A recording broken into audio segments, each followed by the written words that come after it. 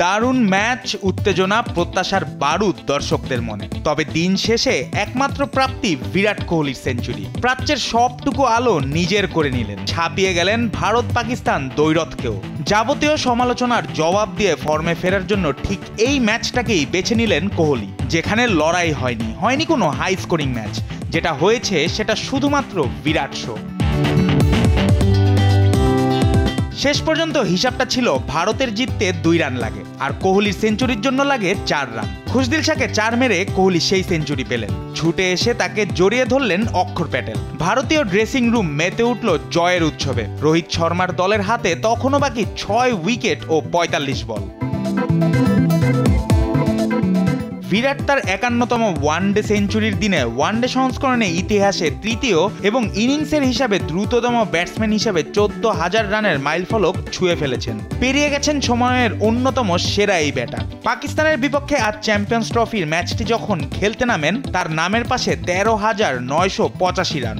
এই ম্যাচে 15 রান করতেই ওয়ানডেতে 14,000 রান করা দ্রুততম ব্যাটসম্যান হয়ে যান কোহলি। তবে সেখানেই থামেননি।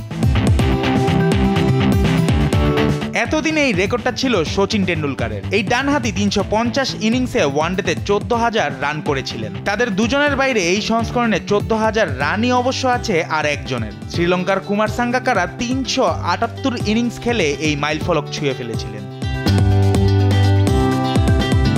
এই ম্যাচেই আরও একটি ভারতীয় রেকর্ড গড়েছেন কোহলি, সেটি অবশ্য ব্যাট হাতে নয়। ওয়ানডেতে এখন ভারতের হয়ে সবচেয়ে বেশি ক্যাচ নেওয়ার রেকর্ডটি কোহলির দখলে। পাকিস্তানের বিপক্ষে এই ম্যাচে মাঠে নামার আগে মোহাম্মদ আজহারউদ্দিনের সমান 156 ক্যাচ ছিল তার। কুলদীপ যাদবের বলে নাসিম শাহর ক্যাচ নিয়ে আজহারউদ্দিনকে ছাড়িয়ে যান। পরে খুশদিল শাহর ক্যাচ নিয়ে 299 ওয়ানডেতে ক্যাচ ধরার সংখ্যাটাকে 158তে নিয়ে যান কোহলি। আন্তর্জাতিক ওয়ানডেতেই কোহলির চেয়ে বেশি ক্যাচ নিয়েছেন শুধু আর দুজন। 375 ওয়ানডেতে অস্ট্রেলিয়ার রিকি পন্টিং 160টি ও 448 ম্যাচে মাহেলা জায়াওয়ার্দানে নিয়েছেন 218টি ক্যাচ। জুবাইর নূর, স্পোর্টস ডেস্ক, দেশ টিভি।